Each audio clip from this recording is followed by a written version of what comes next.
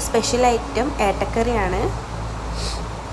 നമുക്ക് ആദ്യം അതിലേക്ക് ഒരു 2 സവാള, കുറച്ച് വേപ്പിൻ്റെ ഇല, 3 പച്ചമുളക്, 2 വലിയ തക്കാളി അത് അരിഞ്ഞു വെക്കുക. ശേഷം നമ്മൾ കറി വെക്കാൻ ഉപയോഗിക്കുന്ന പാത്രം അടുപ്പത്ത് വെച്ച് കത്തിക്കുക. അപ്പോൾ അതിൽ വെള്ളമുണ്ട്, അതൊന്ന് വറ്റിയിട്ട് പാത്രം ഒന്ന് ചൂടാവാൻ വെക്കുക. ശേഷം നമ്മൾ നന്നാക്കി വെച്ചിട്ടുള്ള കഴുകി വെച്ചിട്ടുള്ള മീൻ വെക്കുക. അതുപോലെ പുളി വെള്ളത്തിലിട്ട് വെക്കുക. അപ്പോൾ നമ്മൾ പാത്രം ചൂടായിട്ടുണ്ട്, അതിലേക്ക് എണ്ണ ഒഴിക്കുക.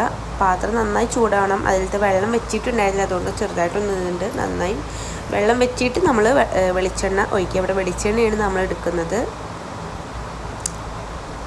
ശേഷം നമ്മൾ അരിഞ്ഞു വെച്ചിട്ടുള്ള വലിയ ഉള്ളിയും അതുപോലെ വേപ്പിൻ്റെ ഇലയും നമ്മൾ ഈ വെളിച്ചെണ്ണയിലേക്ക് ഇടുക. അതുപോലെ പച്ചമുളകും വേപ്പിൻ്റെ ഇലയും വെല്ലുള്ളിയും കൂടിയിട്ട് ഈ എണ്ണയിലേക്ക് ഇടുക.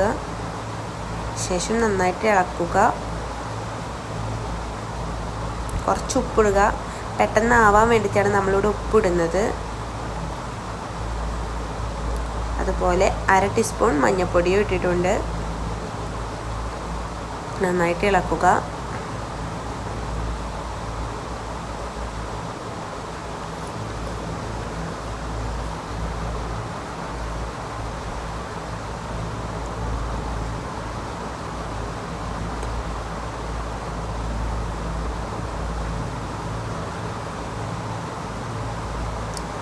ശേഷം നമ്മളിവിടെ മല്ലിപ്പൊടിയാണ് ഇടുന്നത്. 3 ടീസ്പൂൺ മല്ലിപ്പൊടി ഇടുക.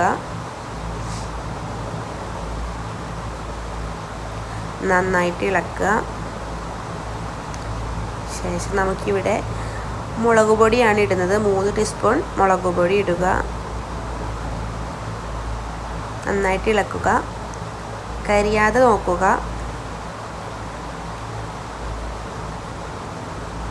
എന്നിട്ട് നമ്മൾ അരിഞ്ഞു വെച്ചിട്ടുള്ള തക്കാളി ഇതിലേക്ക് ഇടുക.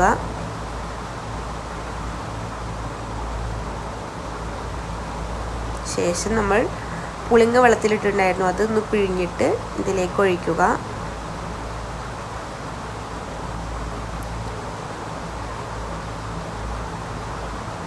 ശേഷം കുറച്ച് വെള്ളം ഒഴിച്ച് നന്നായി ഇളക്കി നമുക്കിത് മൂടി വെക്കാം.